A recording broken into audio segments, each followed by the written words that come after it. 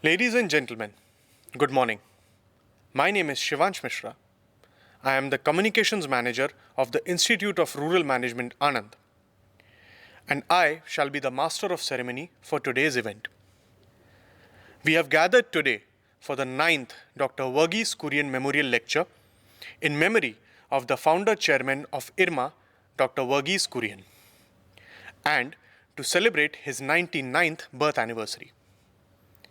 We are honored to have as our chief guest today Dr. Krishnamurthy V. Subramanian, Chief Economic Advisor, Ministry of Finance, Government of India, and he will deliver the 9th Dr. Verghese Kurian Memorial Lecture. Welcome, sir. We will begin with a floral tribute to our founder chairman, Dr. Verghese Kurian.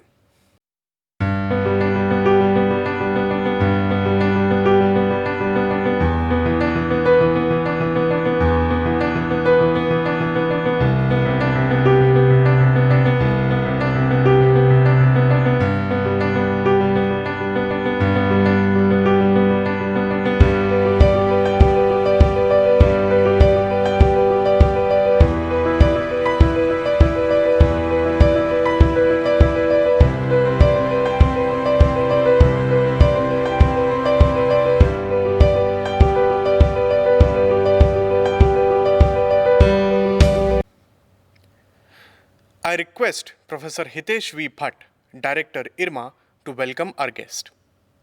Distinguished Speaker, Dr. Krishnamurthy V. Subramanian, the Chief Economic Advisor, Ministry of Finance to the Government of India, Chairman Shri Dilip Rajji, members of the Governing Board of IRMA and Society members of IRMA, faculty members of IRMA, staff colleagues of IRMA, the participants of all our three programs, namely the PGDM Rural Management, FPRM, the fellow program, and the PGDM Rural Management Executive. Invited guests, ladies and gentlemen, I wish you all a very good morning. IRMA welcomes you all to this 9th Dr. Verghese Kurian Memorial Lecture. We have gathered today to celebrate and remember the founder chairman of IRMA, Dr. Verghese Kurian. This year marks a special occasion. It is the beginning from today, 26th of November 2020, of the centenary year of Dr. Verghese Kurian, and hence I'm especially thankful to all of you who joined us from far and flung today. Dr. Verghese Kurian passed away on September 9, 2012, but is still remembered by all of us for what he has left behind. What has he left behind? A few things. Institutions, for one, in the form of IRMA, which was the last institution he built, NDDB, GCMMF Limited, IDMC, and many others. He also left behind the people in the form of millions of farmers who have become richer by doing what he always thought they could do and be the best in the world.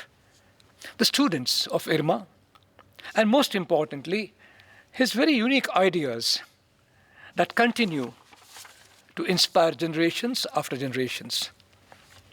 He is the inspiration for millions of people around the world who get up every morning with the thought of making a difference to the lives of the underserved, a thought instilled by Dr. Verghese Kurian through his work around his life for the entire life.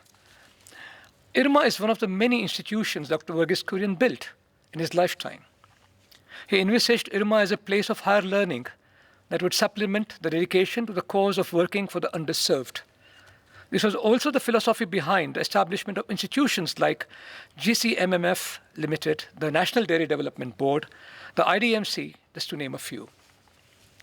These institutions have served the country for more than half a century and will continue to do so of the values that Dr. Verghese Kurian built them with. While institutions like GCMMF, the NDDB, were created to popularize and replicate the Anand pattern of cooperative dairy farming, IRMA was created to prepare professional managers who would serve millions of farmer producers around the country through the organizations by managing them professionally. The real tribute to Dr. Verghese Kurian would be to remember the values he cherished the most, that of integrity, honesty, and dedication to a cause. Those are the values that will survive through generations, and what I sincerely believe would be the true tribute to the great man that Dr. Verghese Kurian was. It is my pleasant duty to welcome Dr. Krishnamurthy V. Subramanian, the Chief Economic Advisor, Ministry of Finance to the Government of India, for the 9th Dr. Verghese Kurian Memorial Lecture. I'm sure you're all eagerly waiting to listen to what will surely be a very riveting lecture. We have received an overwhelming response to the announcement of the lecture by Dr. Krishnamurthy V. Subramaniamji.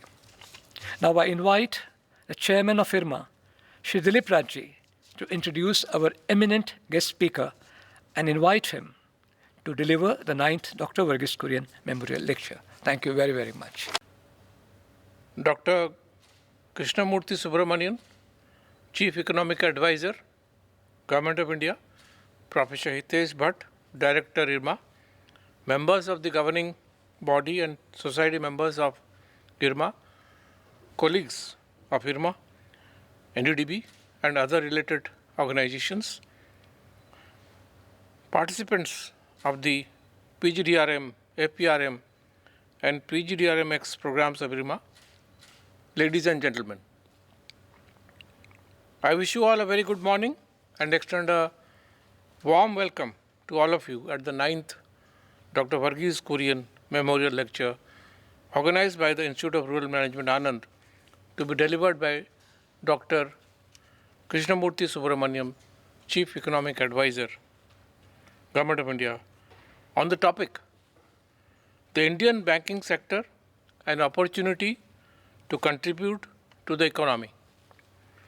We are truly fortunate to have Dr. Subramanian deliver this lecture on this topic, as he has been an instrumental part of major economic and fiscal reforms in the country.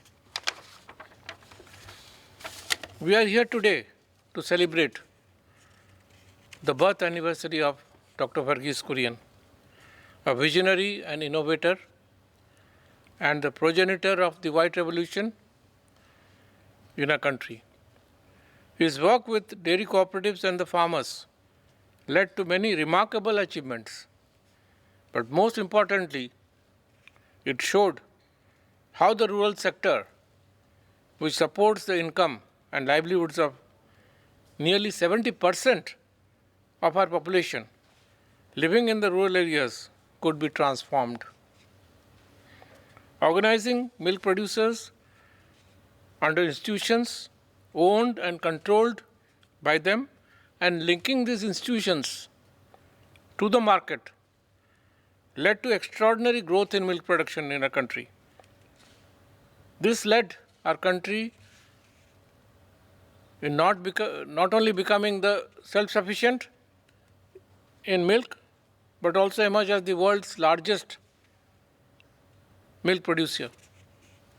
Dr. Kurian established IRMA in 1979 to nurture and develop a cadre of rural management professionals who traverse a path less traveled and contribute to the livelihoods of rural households. IRMA's unique curriculum and culture has developed a sense of responsibility in every student towards the society at large by enabling them to experience and understand rural realities.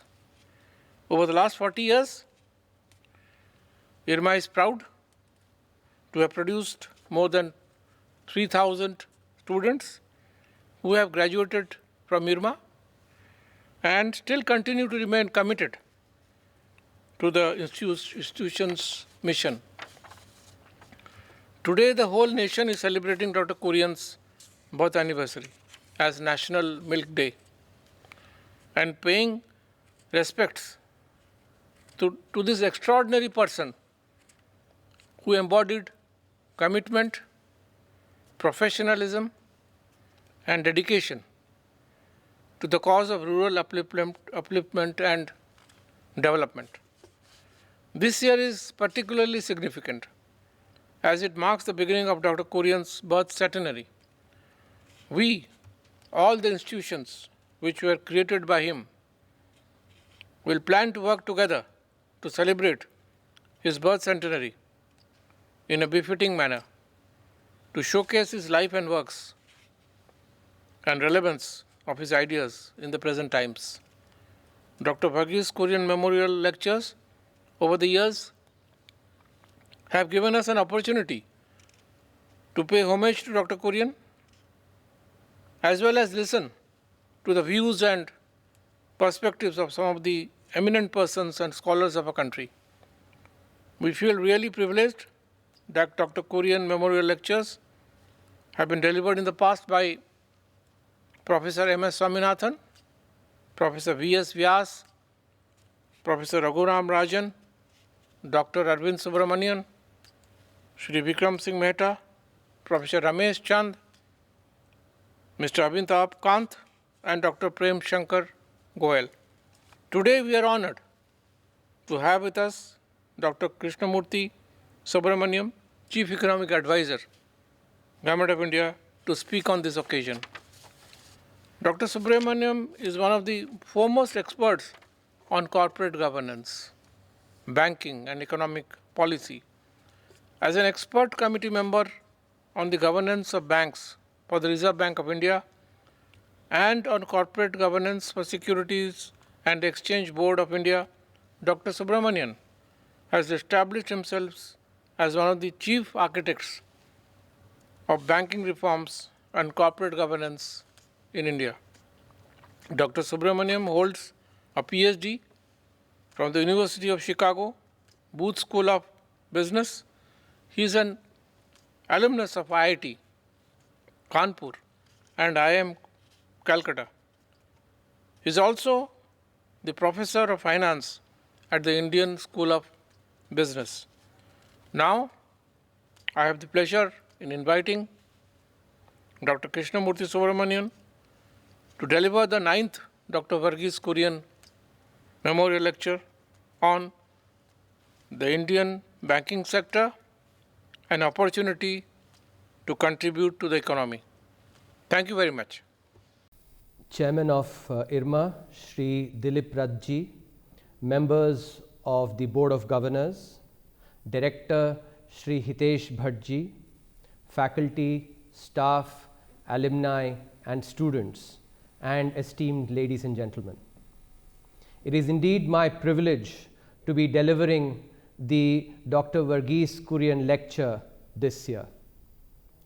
I've been a big fan of Dr. Kurian and his Epicurean delights, to the extent that, as they say, ye dil mange more. More, incidentally, in Tamil means buttermilk, which is indeed a delicacy that Dr. Kurian and Amul have created. I've been a bigger fan of how he transformed the humble farmer into cool doodh, from only 2 at inception to 1.5 lakh cooperative societies now, from only 247 liters of milk at inception to 3.3 million liters of milk now. It's indeed been a transformation where the humble farmer has been converted to cool doodh, to the extent that the humble cow got transformed into a cash cow so that the farmer could keep the cream. Therefore, it is indeed my privilege to deliver this lecture in his memory after especially the farm reforms that have been launched by the government. I'm very sure his soul would have been very pleased at the prospect that the cream would be kept by the farmer by being able to eliminate the middlemen. The right inspiration to take from Dr. Kurian is to relate a story from the Ramayana. There is this story of Jambavan and Hanuman sitting at the side of the ocean, wondering what to do, looking at the expanse of water and how to cross it. At that time, Jambavan reminds Hanuman of his infinite capabilities, while Hanuman is sitting there completely unaware of those capabilities. The way Jambavan reminded Hanuman of his intrinsic capabilities, Dr. Kurian similarly enabled the farmer, the humble farmer, to actually be aware of his or her capabilities, thereby converted the farmer to far more, so that the farmer could deliver far more to the society. Inspired by this particular role that, in my opinion, Dr. Kurian played for the dairy sector, this lecture of mine would be a humble effort to try and play a similar role of Jambavan for the Indian banking sector. The Indian banking sector it's a good time to actually take stock, because we just completed 50 years of bank nationalization last year. If you all would recall, bank nationalization happened in 1969. Therefore, it is indeed a good time to take stock now. As Spanish philosopher George Santayana said, those who do not learn from history are condemned to repeat it. Therefore, I think it is befitting that at this point in time we take a peep into history to see how we've performed and what lessons we can learn, so that we can avoid repeating some of the mistakes. I start by first highlighting where we stand in terms of the banking sector.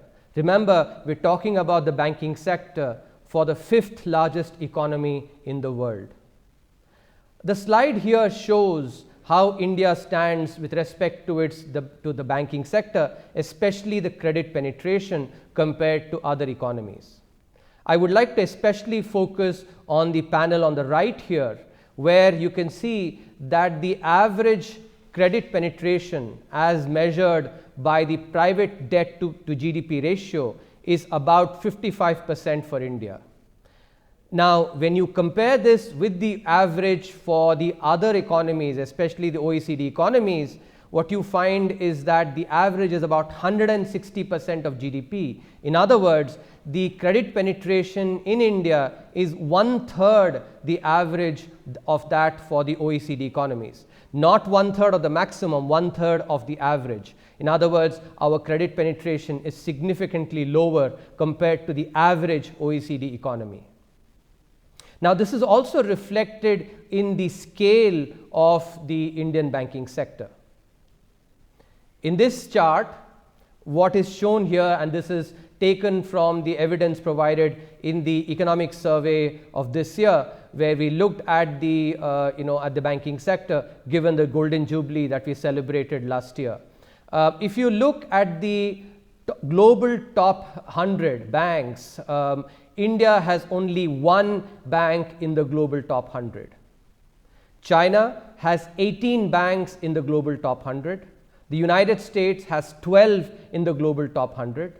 Even countries that are fraction of our size, Finland, which is 1/11th, Denmark, which is 1/8th, Norway, which is 1/7th, Austria, which is 1/7th, and Belgium, which is 1/6th, have one bank similar to that of India. Countries that are fraction our size, Sweden, which is 1/6th, and Singapore, which is 1/8th, have 3 times as many banks in the global top 100 when compared to India. So this slide illustrates that the Indian banking sector has not punched to the weight of the economy that we have in India. The same thing can also be seen by looking at these subsequent few slides, where is this a function of the size of the economy, the way we are, population, etc. If you look at this particular chart here, where the number of global banks, number of banks in the global top 100 is plotted against the size of the economy, what you find is that India is a significant negative outlier because it lies below the line here. China, on the other hand, is a significant positive outlier.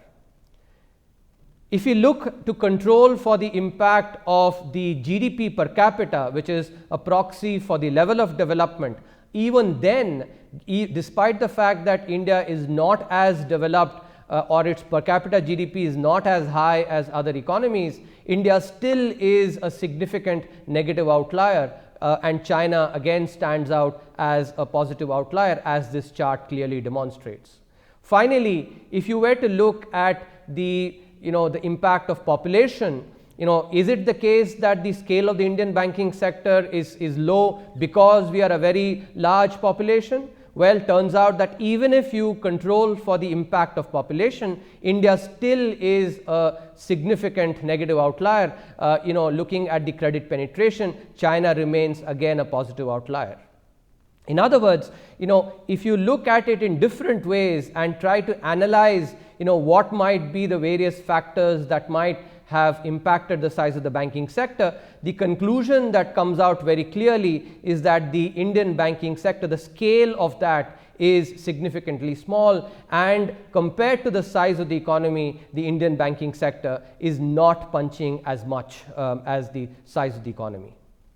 If we try and dig deeper into this, I spoke about the scale or the quantity of the of lending. Now let's look at some aspects relating to quality of the lending.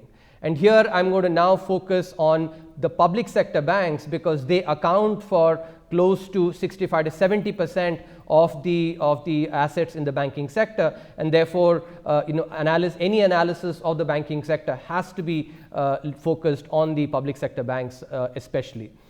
If we look at the proportion of fraud cases, and this is using RBI data, close to 90% of frauds have been in the public sector banks.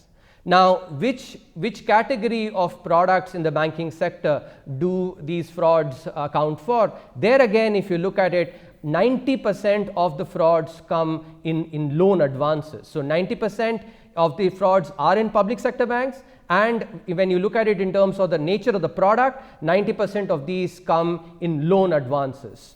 Now, when you put that together with also looking at the non-performing assets, where are they really happening? This chart shows very clearly that the large borrowers, those borrowers that are more than 100 crore loans, they are the ones that really account for a significant proportion of the non-performing assets. In fact, they are the ones that account for the maximum proportion of the non-performing assets, with the mid-sized borrowers, those that are between 25 to 100 crores, coming a very close second. In other words, this chart shows very clearly that it is primarily the large loans that are accounting for the non-performing assets in the banking system.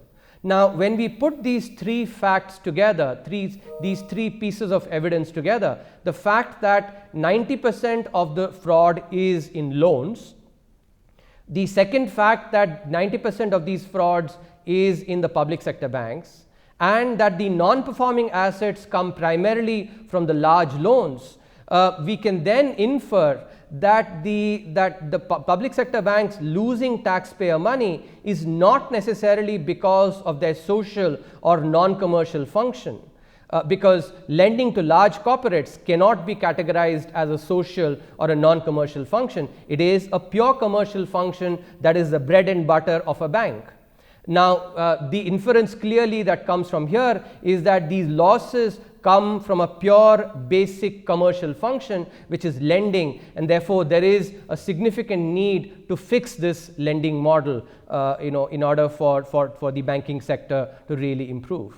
Some people contend that the problems are there in the private sector banks as well, and undeniably so. There are sporadic problems in the private sector banks, but what is important to distinguish is the nature of the problem between the public sector banks and the private sector banks. This chart here shows the distribution of performance of the public sector banks vis-a-vis the private sector banks. These are what are called box plots, where one gets to see the minimum, the maximum, and the 25th and the 75th percentile of the particular performance indicator.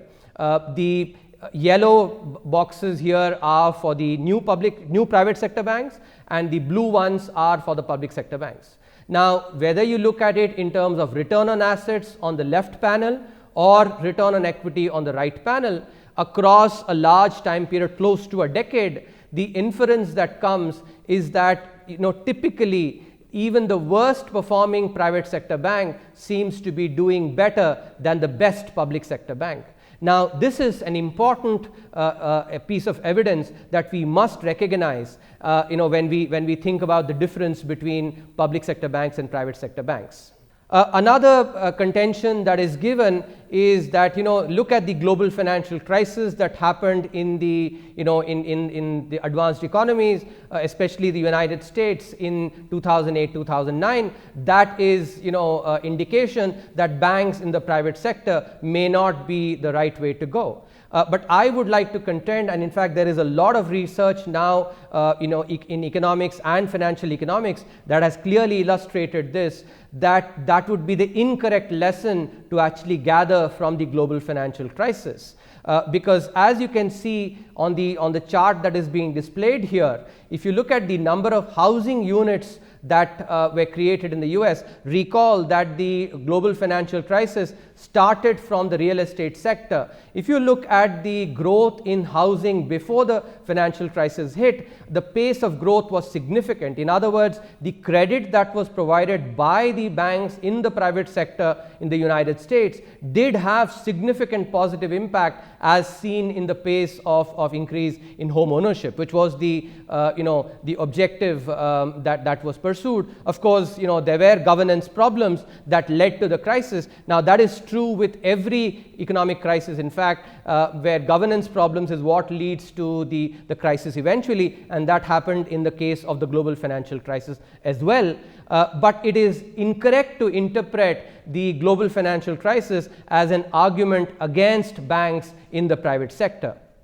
I would draw a parallel in this case. Think about cooking food and having to light a fire.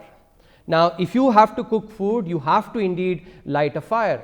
But for instance, if I remain excessively worried about getting burnt by the fire, then I will not decide to light the fire at all, in which case I have to go hungry. In other words, if you have to actually generate some return, some well managed risk is definitely important. And in the context of the global financial crisis itself, it is not that the United States economy was running hungry. Instead, these economies binged before the global financial crisis, and therefore they had to sort of go on a diet, metaphorically, of course. Now, the example that I'm pointing out here is primarily to make the point that well managed risk, not zero risk, well managed risk is what is key for returns, which is something that's the key lesson that should be drawn from the global financial crisis, not that the global financial crisis actually suggests that banks in the private sector are bad. Which then leads me to focus on the Indian context in terms of the opportunity cost that the taxpayer has to pay when one looks at the public sector banks. After all, the money that is invested in the public sector banks is taxpayer money.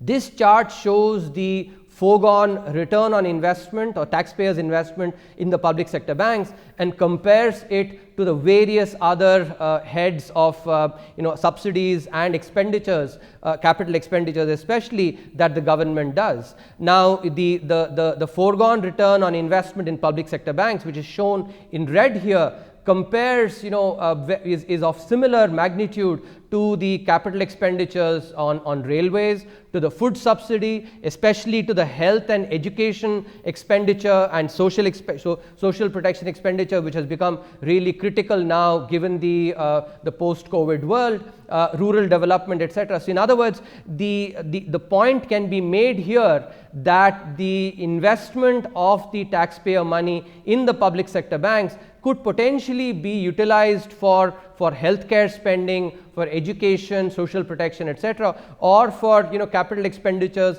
on railways, and thereby provide a much safer and a faster travel for the citizens. So finally, there is an opportunity cost. Money that is put in one a project can definitely be put in another. So this is a question that we must be asking now in the context of the investment in the public sector banks.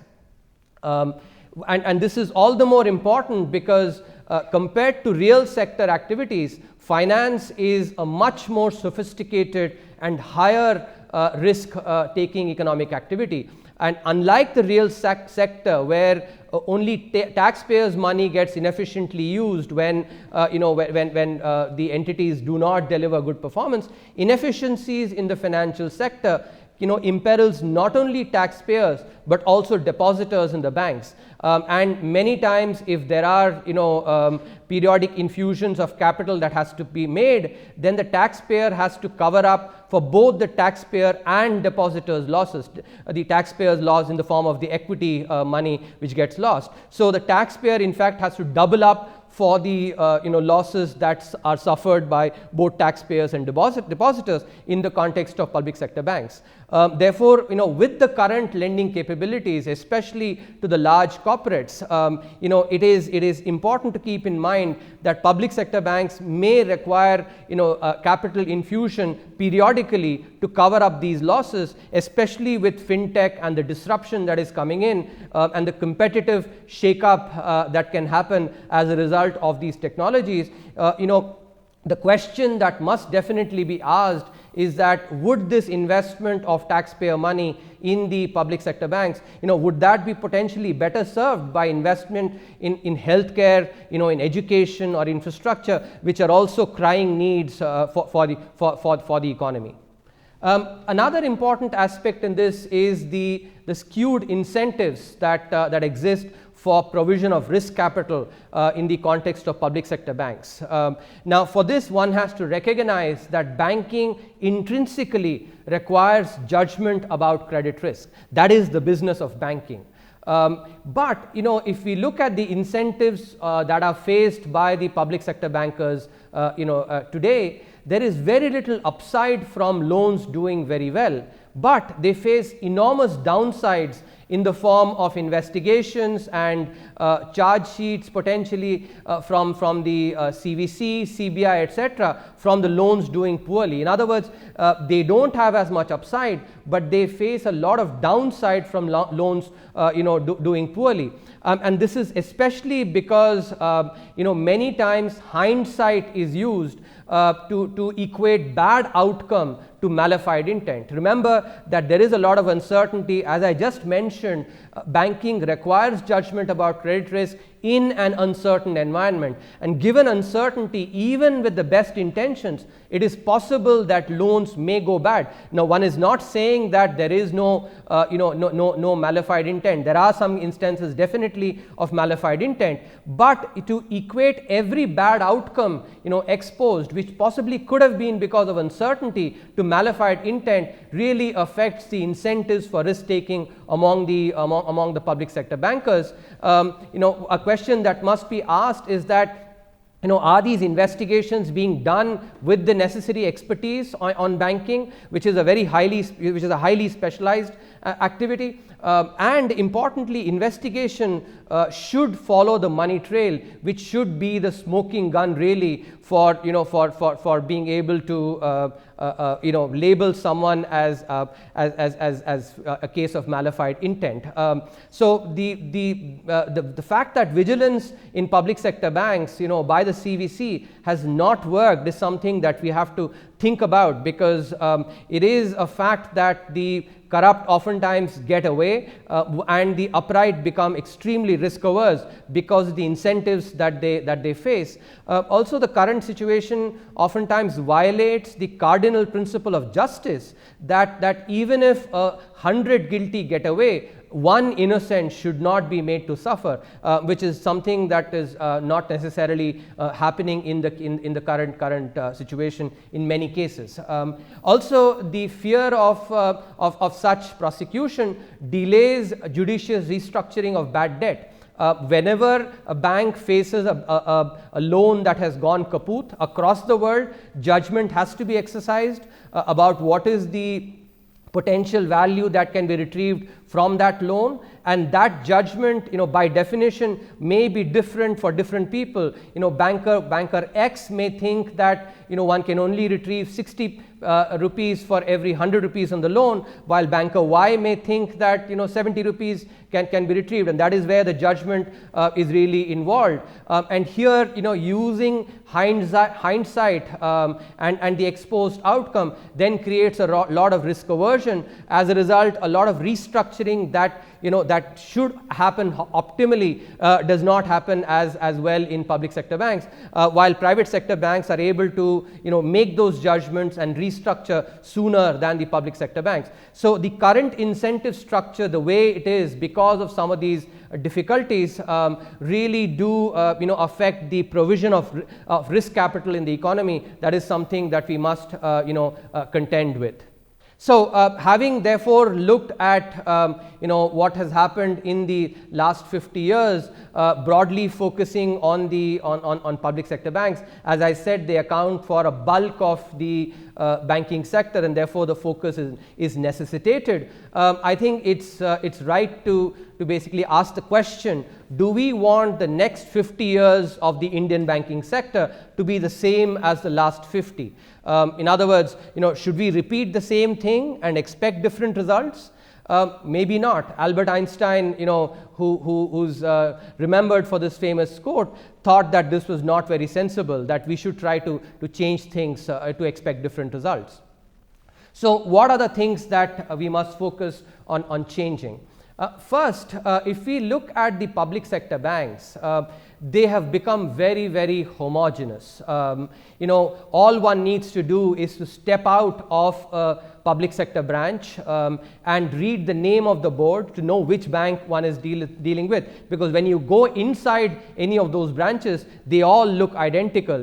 One has to distinguish them only by looking at the name that one sees on the board outside, because in terms of the nature of their lending, in terms of the business strategy that they follow, they've become very, very identical, and that has happened through decades of common directives that have been given to these public sector banks, and because they're all very homogeneous, every downturn in the business cycle affects each one of them identically, because they're very homogeneous, and that is expected given the homogeneity.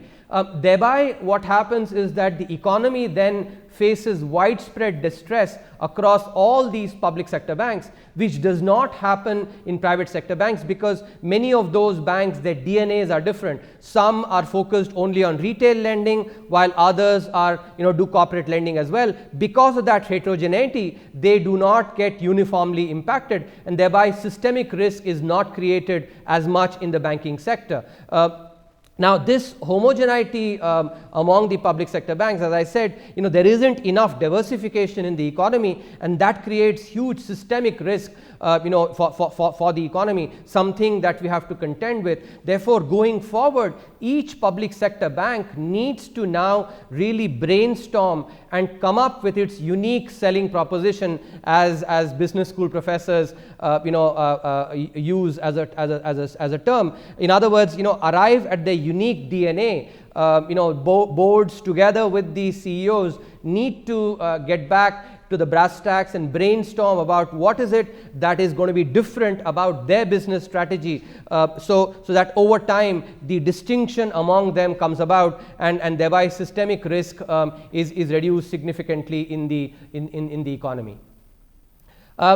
Second, an important aspect is that all these public sector banks are currently deriving their existence from the Bank Nationalisation Act and the State Bank of India. So State Bank of India derives its existence from the SBI Act, while other public sector banks derive their existence from the Bank Nationalisation Act. So these are not corporations under the Companies Act. Even the governance structure for these banks has been hard coded into these acts, and it was done at the time of bank nationalization, when the government had envisaged 100% ownership, which is how it was done. There have been significant changes in banking in the last 5 decades, yet the nature of the boards remains hard coded through these acts, and the changes in the nature of banking has not been reflected in the board composition, because these remain hard coded through these acts. For instance, they contain categories of CA directors, workmen directors, officer directors, none of which apply in the context of private sector banks. Private sector banks have to just comply with company law, in other words, have at least 1/3 of independent directors, and they are free to choose what kind of independent directors, what expertise they want to bring in. And that is something which is important for the public sector banks as well, if they really have to be able to evolve a strategy that enables them to compete in the world with fintech and the shake-up that may happen as a result. So boards must be comprised of banking sector experts and, importantly, technology experts, because technology has become really critical to banking over the last few decades. So enabling the bank boards of public sector banks to be reflecting these capabilities in banking and technology is a very important step that must be enabled. As well, I think it is important to now think about putting explicit performance targets for the public sector banks. As I had mentioned earlier, a large part of the losses that we see are coming primarily from bad lending, especially to large corporate loans, which is not as much of a social activity. Now, in this context, it is useful to take into account the fact how conglomerates, entities within a conglomerate, how they use transfer pricing to transact among themselves. In a similar way, we can think about the government as the owner and the public sector banks as entities within this conglomerate, and thereby to arrive at transfer pricing mechanisms, so that performance targets that are set for the public sector banks is commercially oriented. So, for instance, for each public sector bank, an ex-ante performance target that can be set, which uses the return on assets and the return on equity of peers in the private sector. Because the public sector banks should also earn the same, and possibly a simple weight, 50% weight on each of these two parameters can be put, because these do comprise a lot of the other performance indicators, and they capture the impact ROA and ROE together. But because periodically these public sector banks do social activities, what we must think about is for the government to pay a transfer price for the cost of these social activities. In other words, reimburse the public sector banks for some of these social activities that is being done, and this can cover majority of the non-commercial activities, and thereby enable the bank and the bank CEO to price the cost of such activities compared to pure commercial activities into their performance, and thereby it will also remove any possible alibis of social activities affecting the bank performance. Once this transfer is taken into account, then the public sector bank can be held accountable for producing the same ROA and ROE that their private sector peers produce as well. So these ex-ante targets can then be used to evaluate the performance of the public sector banks, and non-achievement of these targets can then be actually looked at for possible carrots and sticks. And these are just some ideas actually for ways to implement, which I just wanted to I want to lay out. For instance, given these ex-ante performance metrics, each year all public sector banks must be ranked based on the achievement of these targets. For the bottom 3 public sector banks, there should be no increase in the salaries for those that are DGM and above, for that year, and this basically would serve as a stick for poor performance. But those that the top 3 public sector banks, those that really do well in terms of achieving their performance targets, employee stock options should be provided to all employees, and this can be proportionally allocated. Now, the reason I'm actually bringing in this in asymmetry, where the penalty is for employees who are DGM and above, while the ESOPs are shared across employees, is because the fruits of success should ideally be shared across the board, while top management must take greater blame for failure. And this asymmetry, I think, is very important for building a good organizational culture, and that is why this asymmetry, in the rewards and the penalties is, I think, optimal from the perspective of building the best culture as well, in the public sector banks. It may also be useful to think about incorporating some clawback provisions into these employee stock option plans to account for potential non-performing assets. As we all know, because banking loans are actually 5-6 years in maturity, many times the loans might mature long after a particular CEO has left the organization, but because the decision at the time of credit origination would have been that CEO's, I think incorporating some of this clawback would be also incentive compatible, in generating the right behavior. I think it is also important to modify the vigilance function by carving out a separate financial sector vigilance arm out of the CVC, because as I've mentioned, banking and financial sector functions require specialized expertise. The current situation of honest becoming collateral damage has significant spillover effects, as I've already mentioned, and that must not continue. Therefore, carving out financial sector vigilance out of the CVC is something that will help and bring in the necessary expertise in this important activity.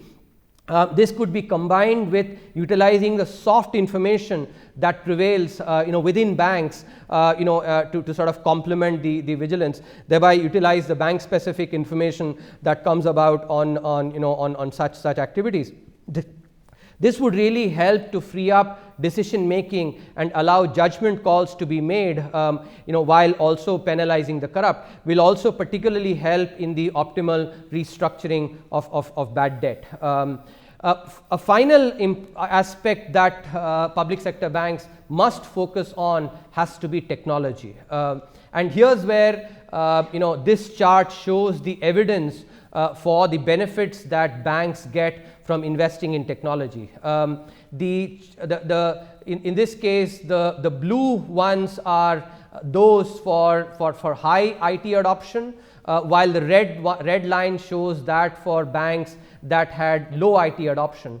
On the left panel, what you see is that those banks that implemented the IT systems well, their NPAs, median non-performing assets, during the global financial crisis, were much lower than those where the IT adoption was not as good. At the same time, you also see on the right panel that this, for the blue line, the increase in the share of loans is high. In other words, these banks were not only able to avoid non-performing assets, they were also able to grow their balance sheet in a sustained manner by being able to implement the information technology. So, the use of technology is something that can really enable banks to avoid the accelerator brake phenomenon, where they accelerate when the economy starts doing well. That leads to non-performing assets. Then banks apply the brake, and that therefore does not lead to sustained growth of the balance sheets of these banks. So the adoption of technology can reduce non-performing assets and at the same time enable the balance sheet to grow significantly. This chart shows that the quality of the disclosure of related party transactions by willful defaulters were much poorer compared to the distressed defaulters or the non-defaulters. Similarly, the use of related party transactions was also much higher by willful defaulters when compared to distressed defaulters or the or non-defaulters. And finally, the use of pledging of promoters' stake was much higher in the context of willful defaulters when compared to distressed defaulters and non-defaulters. So, if you look at just the last two pieces of evidence that I've shared, simple things like the quality of the financial statement, the tracking of related party transactions, these could have been very useful leading indicators for default, because these are measures that have been computed about 3-4 years before the actual default happened. So these clearly illustrate that simple data could have actually helped in identifying bad borrowers and thereby being able to actually avoid that phenomenon, something that ties in with what I already mentioned earlier about the benefit of information technology in growing the balance sheet of a bank in a sustained manner without incurring non-performing assets. This use of technology, data and analytics needs to be far more widespread. As I've just shown, simple leading indicators can help track loan default, but much more sophisticated use of data analytics, artificial intelligence and machine learning is now there's capability there to be able to reduce default, especially on large corporate loans, by putting together all these tools which can help the banks to grow consistently without the periodic accelerator and break problem. Now, this is something that even private sector banks should benefit from, because they also can implement these tools successfully, because as of now, if we look at the private sector banks, a lot of these technology enabled tools have primarily been implemented in the context of retail loans. In large corporate loans, either private banks, some of them have decided to stay out, or others have burned their fingers, although having exited earlier compared to the public sector banks. But it suffices to say that the use of successful models for large corporate lending is something that the Indian banking sector can really invest in to arrive at by using a lot more of the tools that are available now, given the advances that have happened significantly in the last decade. A specific approach that the public sector banks can benefit from is what we have talked about in the economic survey, the public sector banking network, which can be used to pool data together from not only the public sector banks but also third party data sources to do much better credit scoring and monitoring of the loans, to avoid both the adverse selection and moral hazard problems. Now, because government as the owner indeed has the right to use this data to be able to do much better lending. It's important to remember here that AI-enabled software built by IBM defeated the highest ELO rated player ever, Garry Kasparov. Now, compared to the tactics and strategy that are involved in chess, those that are involved in default are far simpler. So, if these tools can enable the highest ELO rated player to be defeated by just using these technological tools, then defeating the designs of default is something that is far simpler and can therefore definitely be enabled. And this is these are kind of capabilities that the Indian banking sector should really be looking to utilize to be able to grow in a sustained manner. I think the public sector banking network can also help reduce some of the risk aversion that I talked about, because it can enable the loan assessment, which is screening, to be separated from loan origination. The hard information here can be combined with some of the soft information that the loan officer might have, and this can also reduce the scourge of the investigations by the 3 C's by separating the origination and assessment, and thereby enabling objective assessment based on the fintech by utilizing technologies for accessing soft information. So these would really help in enabling the banking sector to grow their balance sheet while at the same time, avoiding the problem of non-performing assets. To summarize, I think the Indian banking sector needs to grow by leaps and bounds to punch proportional to the weight of the fifth largest economy in the world. I would again recall the story in the Ramayana where Jambavan made Hanuman realize his capabilities.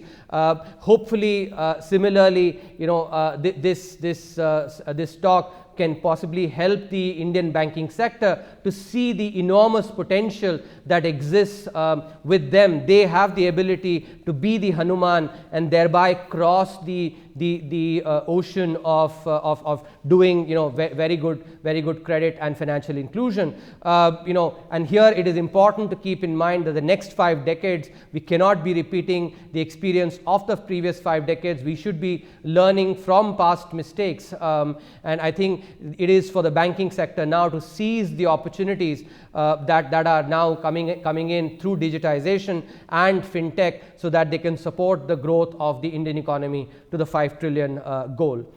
Thank you very much for listening to me patiently, and I would be happy to take questions. Thank you, sir, for delivering an insightful and enriching lecture that I'm sure will inspire not only those who listen to you today, but hundreds and thousands who will do so for years to come. The Verghese Kurian Center of Excellence, or the VKCOE, was established at the Institute of Rural Management, Anand, in 2015 to keep alive Dr. Verghese Kurian's intellectual legacy.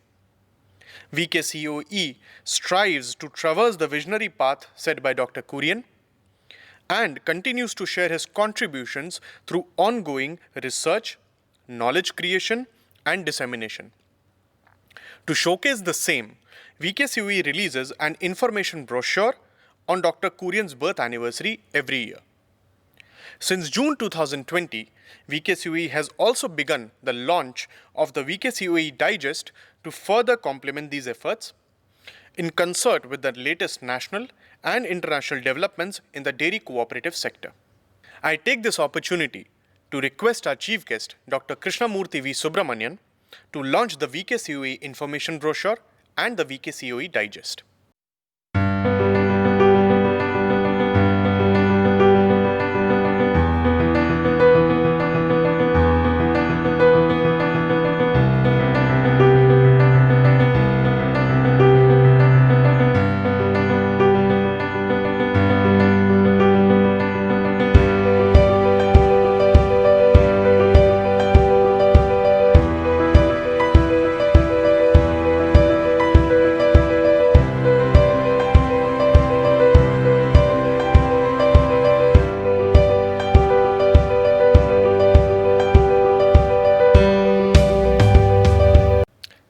With the permission of our chief guest, we will now take up a few questions from our viewers. With the permission of our chief guest, we will now take up a few questions from our viewers. Good morning, sir. Very good morning. Thank you for delivering such an insightful lecture. And we can start. We've already received a few questions, so we'll start with them. We also request all the audiences to key in their questions as and when they can. So the first question is, government policy for revival of economy is bank credit led, which has offered opportunity to banks to perform. However, the sectors are finding it difficult to take the advantage in the absence of reduced demand in the wake of the ongoing pandemic. Will this policy help in revival of economy in this pandemic scenario? And what more needs to be done? Good morning, everyone. Firstly, I think I must mention that the government policy, and especially the Atmanirbhar Bharat package, has had all elements of support: fiscal, monetary, and credit oriented. The credit part has, of course, been focused a lot more on the MSMEs, where the credit guarantee scheme in particular has shown encouraging signs, with sanctions of about 2 lakh crores already, and disbursements also similar amounts. Apart from that, there's been significant monetary policy push as well from the Reserve Bank of India. Fiscal measures, some of which were also, added to in the Atmanirbhar Bharat Stimulus 3, where there was, impetus also has been tried to be given to the job creation, as the construction activities, for instance, which is on the PM Awas Yojana, and the tax breaks on housing below 2 crores. These are sectors that typically create a lot of jobs in the economy. So I think, I would say that we should look at the package that's been given from a holistic perspective. It has taken into account the fact that in times like these, typically the precautionary motive to save, because of that, people end up not necessarily spending cash transfers that they get. For instance, research even in the United States has shown that the checks that were mailed to people, they've been used primarily for spending on essential items, which in India we've done it through the public distribution system by providing free cereals. Similarly, if you look at the data on the Pradhan Mantri Jan Dhan Yojana balances as well, they also illustrate that savings have actually increased during this period. And that is because, faced with the uncertainty relating to the pandemic, people generally think that, they would be better off keeping some savings with them in case they need it for a rainy day. The rainy day in this case actually happens to be possibly somebody in the family becoming sick. Which is why the government has focused on using the fiscal space to focus on job creation, and focusing on sectors which typically have a greater potential to create jobs, along with the monetary credit and also the forbearance that has been driven.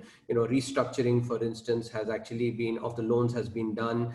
Some space has been provided as well to firms on their credit, so that they actually, when the economy picks up, that's when repayments can start. So I would say that it's not just credit focused, but actually is far more holistic than that. Thank you, sir. The next question is, due to reduced economic activity because of the pandemic, whether bank credit alone would suffice? Can we top it up with some other support, for example, some fiscal support, for creating more purchasing power in the hands of the public and to boost the demand for quick revival of the economy? I thought I already answered that question. What I mentioned actually already covers this question. Next question is, sir, certain sectors like the MSME are yet to take full advantage of government policies. How can we make the sector more responsive, whether it can be done by creating more demand?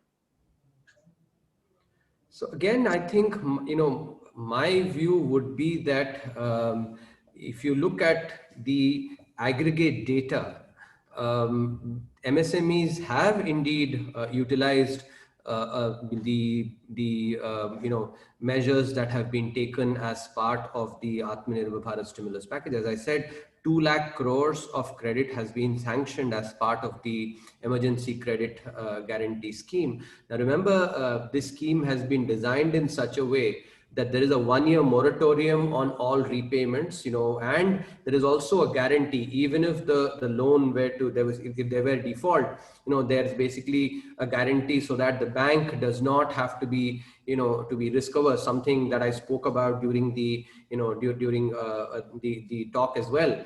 That has been something that actually the take up has been good. Similarly, there has been a focus on enabling providing the enabling conditions for MSMEs to grow, because earlier, if you the way a lot of the incentive packages used to be, that it used to create the incentive for the MSMEs to not grow, and that's why we had the phenomenon of dwarfs in the in the economy, something that we covered in the July 2019 economic survey, where firms aged but did not grow, and that's why we used the term dwarfs there. The change in the MSME definitions now, for instance, which have significantly reduced this incentive for firms to remain small, just so that they can avail some of the support that is given by the government. That is also an important step, because when an MSME grows, finally the most important benefit comes to the promoter of the MSME. So compared to 100 crore turnover, if actually the MSME has 1,000 crore turnover, the profits that come from 1,000 crores should be actually about 10 times that when the turnover is 100 crore, and this profit goes first to the promoter. But in the process, from growing from 100 crore to 1,000 crore, for instance, the promoter also creates significant employment. In that way, actually creates jobs for others and benefits others as well, and in the process benefits the economy too. And this is something that has also been enabled through the through the MSME definitional changes. Similarly, if you look at some of the labor law changes, those also remove any obstacles for MSMEs to not grow. For instance, the definition of a factory in the new labor code has been changed. The threshold has been increased from 20 employees to 50 employees. The threshold for standing orders, which is on if the employment has to be catered to demand conditions, that has been increased from 100 to 300. All these provide the MSMEs the opportunity to grow. And similarly on the compliance, especially on labor, because for small firms especially, this is one of the key aspects that they remain concerned about. If you look at the number of sections in the labor laws now, they've been reduced by almost 60%, from more than 2,000 odd to about 480. The number of laws itself, actually before these labor law changes, there were about 42 odd laws which have been brought down to 4. The number of minimum wages, something that can expose the MSME to rent seeking by those who might come to implement this, that has been reduced from more than 2,200 minimum wages to just 40 minimum wages. So as a result, the compliance requirements for MSMEs have been also made significantly easier. So I would summarize by saying that the credit offtake has been focused on MSMEs. That is something which the job creation program now, for instance, what has been announced for firms having less than 1,000 employees, the subsidy is 24%, 12% to the employer and 12% to the employee, while for firms made more than 1,000 employees, it's only 12%. So the credit, the incentive for job creation, the incentive for MSMEs to grow, especially on the labor law side, all these are intended for MSMEs to grow and thereby become more productive in the economy, because economies of scale is by far one of the most important dimensions for enhancing productivity of these MSMEs, and thereby also that of the economy. Thank you, sir. Another question, sir. You suggested that PSBs be compensated for social inclusion work through a transfer pricing mechanism and then be treated at par with private banks in commercial performance. If this can be done, then why not abolish the distinction between PSB and TRSBs by incentivizing both to undertake social inclusion while maximizing commercial performance? What are PRSBs? What's the Private sector bank. Private sector banks, sir. Private sector banks. I think that's an excellent question.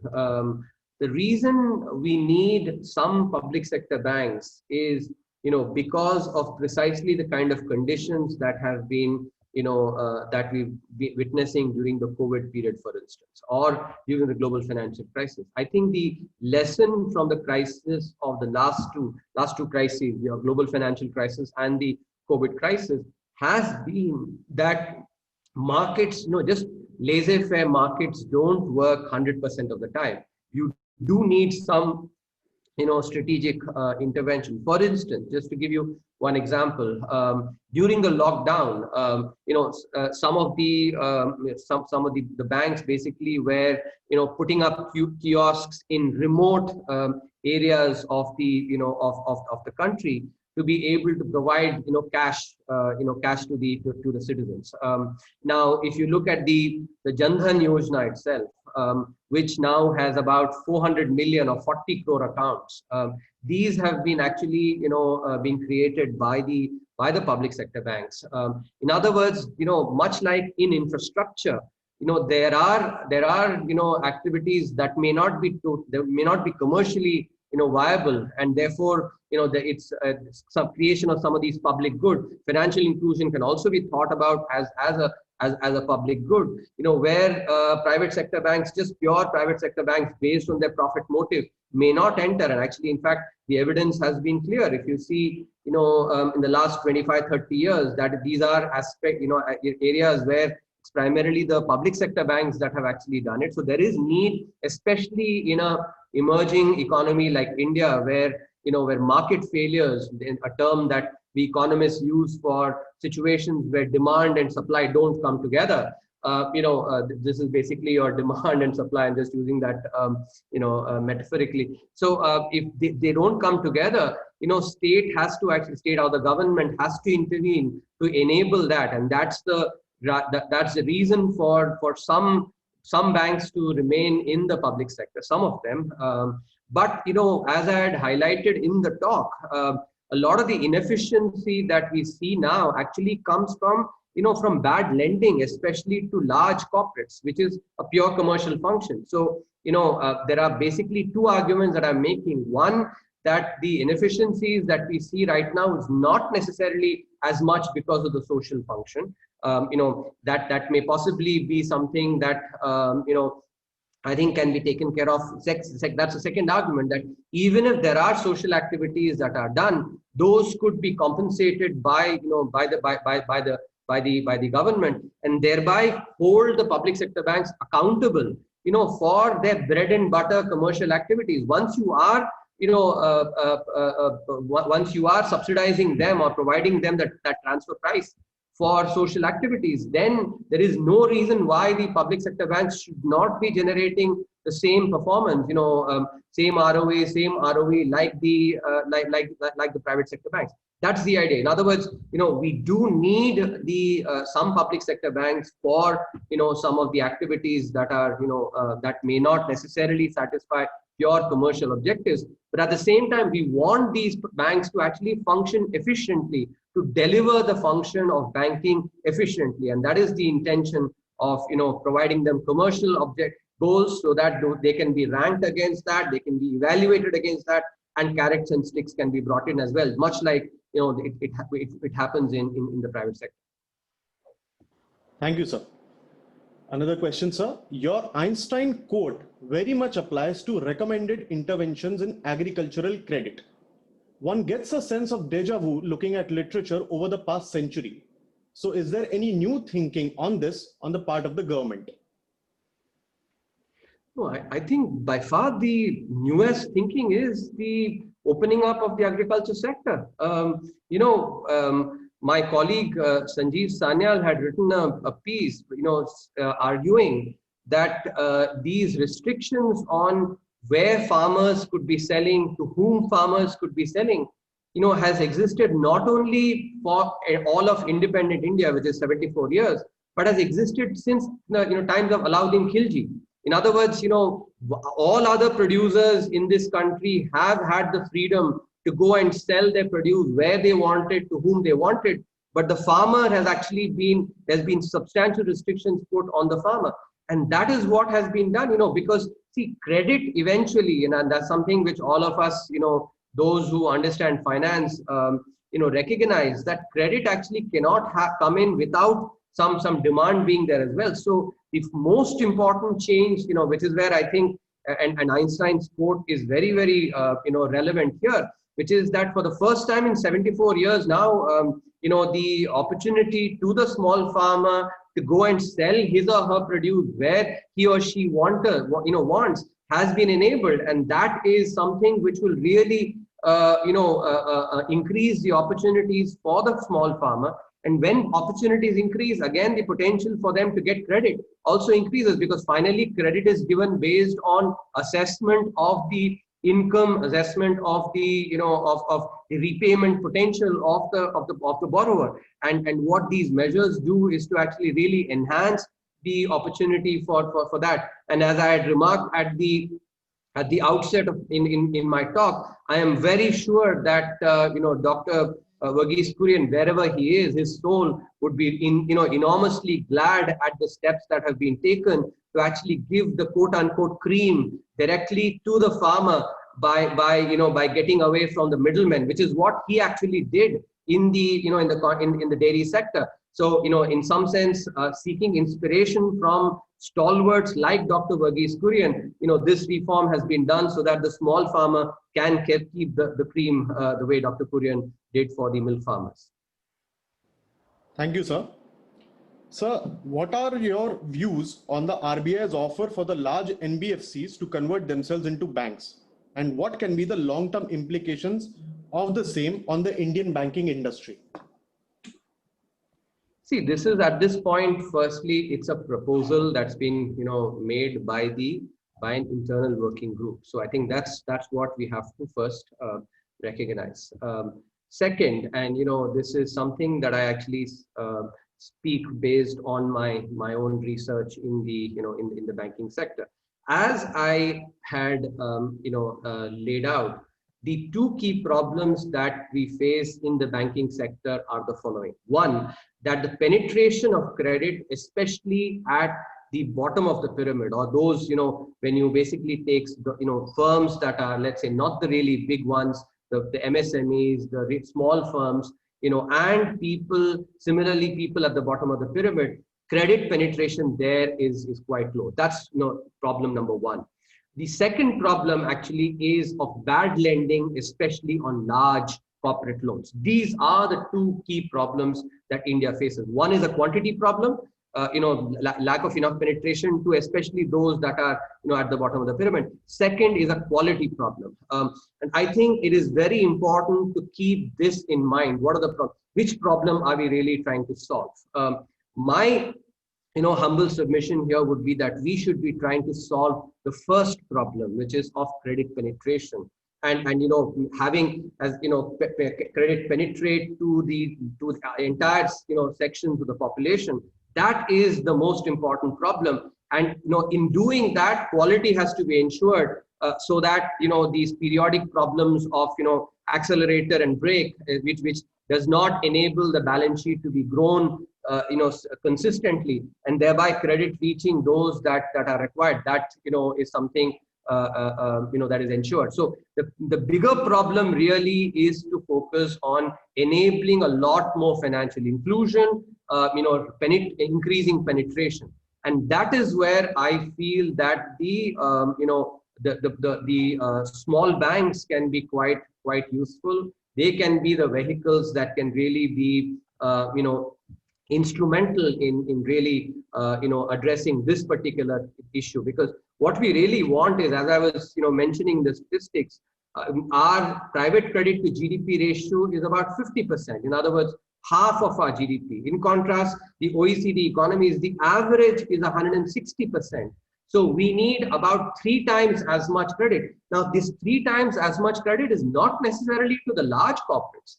This is to those that are actually currently credit rationed, people who now have to go and, let's say, borrow from money lenders, and the like. That's where the focus has to be, and that's where I feel that the focus must remain. Thank you, sir. A few last questions. The current booming trend in the market, to everyone's surprise, shows a stark contrast compared to the current state of the economy. What do you think is primarily driving this trend? I think two points here. First, when you're looking at the economy itself, after the 23.9% decline in first quarter, which by the way also was primarily because of the intensity of the lockdown. I had written an article in the Indian Express where I clearly laid out that this decline did not have anything to do with the fundamentals of the economy. It had to do with the pandemic. The economic aspects that we are seeing is primarily from the pandemic. And do not forget that this pandemic is a once in a century, once in a 1.5 century kind of event. For instance, the World Economic Outlook had mentioned that if you look at the proportion of countries where the decline in per capita GDP will happen this year, that proportion is the largest in 150 years. Now, why is that happening? That is happening because of the pandemic. That pandemic is not something that has to do with the fundamentals of the Indian economy. It is an exogenous shock that has come. Similarly, a pandemic of this intense nature, happened during 1919, which was the Spanish flu pandemic. So the 23.9% decline that happened was because of the lockdown that had to be done to sort of counter the pandemic. It did not have anything to do with the fundamentals of the economy. I'd also mentioned that the impact of the pandemic in India started showing up from the month of March itself. If you go and check the Google mobility indicators, for instance, the Google mobility indicators were down, from mid-March, around mid-March itself and a little earlier by about 20% compared to Jan-Feb levels. And why? Because people basically wanted to start doing social distancing, wanted to be careful. So the impact of the pandemic on the Indian economy started getting felt in the month of March itself. The reason I bring this up is because if you look at the high frequency indicators, PMI, Purchasing Managers Index, and a bunch of other indicators, they were all actually, had trended upward very nicely till the month of February. In other words, and that's something which I had been maintaining as well, that the economy actually was recovering up until February.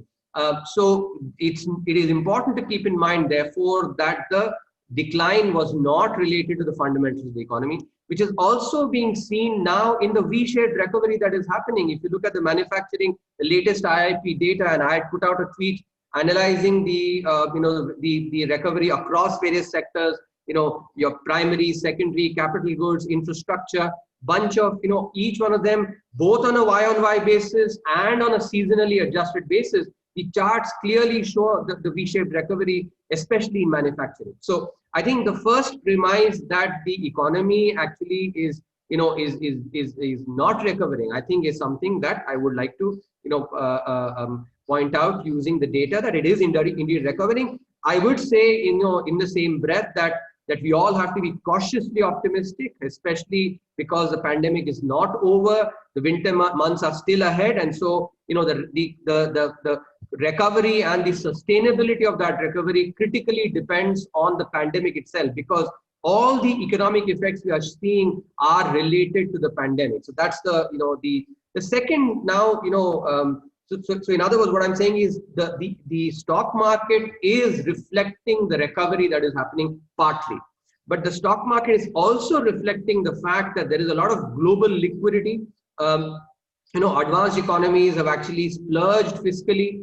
And they also have basically money supply has increased significantly. And that money supply is actually looking for returns, for attractive returns. And among large economies, India is the only among the largest, large economies that can promise a 5%, 6% return at least on a consistent basis, for large investments. And that is why this money is coming into India, which is also actually affecting the stock market. So it's partly relating to the fundamentals.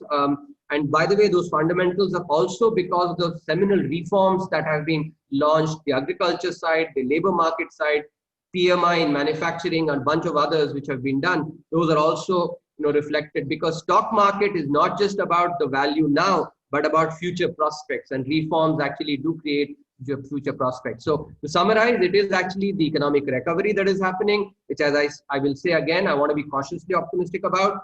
Second is the reforms, which actually do have an impact on the medium to long-term growth prospects of the economy. And finally, liquidity, which is a lot of money supply globally that is looking for returns, and that's therefore coming into the Indian economy. Thank you so much, sir. Now the last question. What are the instruments that help social enterprises and collective enterprises of the poor, vulnerable, and the marginalized, in your humble opinion? The question is not clear to me. Sir, what according to you are the instruments that help social enterprises and collective enterprises that belong to the poor, the vulnerable, and the marginalized? No, I heard the question absolutely fine. It's just the question is not very clear to me. Maybe, so, based on an incomplete understanding of the question, I will attempt an answer. Maybe there are two aspects that the question is looking for. One is, in terms of just social policy, maybe policies for reducing poverty, etc. Maybe that's one dimension. Maybe the second dimension that the question is looking for is for social enterprises itself. Let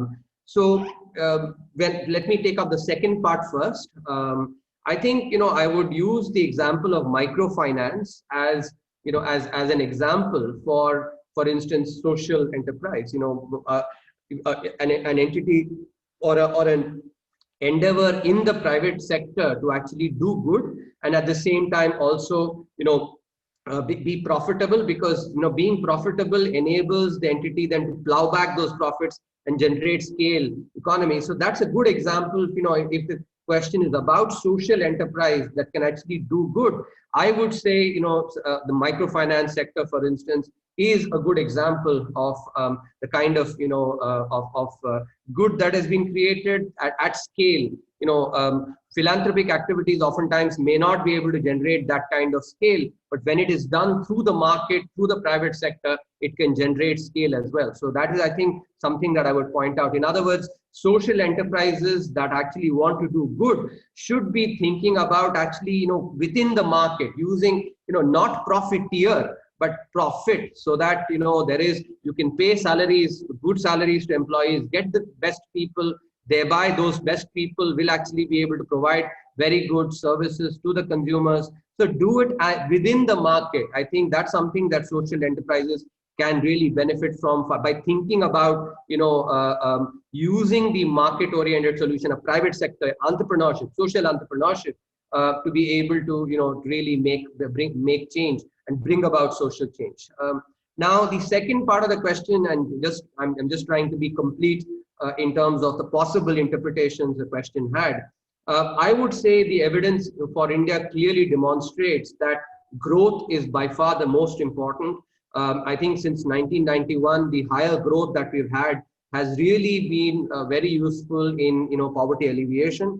As they say, a rising tide lifts all boats, and that has indeed been the case in India. So, in macroeconomics always involves trade-offs between various different aspects, growth versus fiscal policy, unemployment versus inflation, et cetera, et cetera. But I would say, good policy making is about clarity of objectives. And I think growth has to be the most important objective for a country like India at the stage at which we are, because that actually brings in a lot of other benefits as well. Growth, for instance, enables debt sustainability. Growth actually lifts a lot of people out of poverty as well. And therefore, when, one has to actually choose between, let's say conflicting objectives and there are trade-offs, we must be focusing on growth, from a social sector perspective as well. Thank you, sir. I thank the viewers for their questions and our Honorable Chief Guest for his responses. I now invite Professor Prateek Modi, Program Chair for IRMA's flagship Postgraduate Diploma in Management, Rural Management, to offer a vote of thanks. Honorable Chief Guest, respected Chairman, Sir, and Director, invited guests, ladies and gentlemen, it's my privilege to propose a vote of thanks on this occasion. I, on behalf of IRMA, extend hearty thanks to our distinguished speaker, respected Dr. Krishnamurthy V. Subramanian, for delivering an extremely insightful and topical lecture. The subject, the Indian banking sector, an opportunity to contribute to the economy, suits well to the current national policy priorities and economic environment of the country. I thank Director IRMA and Director's Office for all the efforts made towards organizing this lecture. Our deep sense of gratitude to Chairman IRMA and NEDB, Shri Dilip Rathji, esteemed members of the Board of Governors IRMA, and dignitaries for taking time out for attending this event. I thank all the faculty colleagues and participants of IRMA's executive program, fellow program, and PGDM-RM for their active participation in this event. I thank all my colleagues in IRMA administration for all the arrangements towards making this event a success. I thank you all for participating in this event. Thank you very much. Thank you, sir. I request all of you to join us for the national anthem. जनगण मन अधिनायक जय हे भारत भाग्य विधाता पंजाब सिंध गुजरात मराठा द्राविड उत्कल बंगा विंध्य हिमाचल यमुना गंगा उच्चल जलधि तरंगा तव शुभ नामे जागे तव शुभ आशीष मांगे गाहे तव जय गाथा जन गण मंगलदायक जय हे भारत भाग्य विधाता जय हे जय हे जय हे जय जय जय जय हे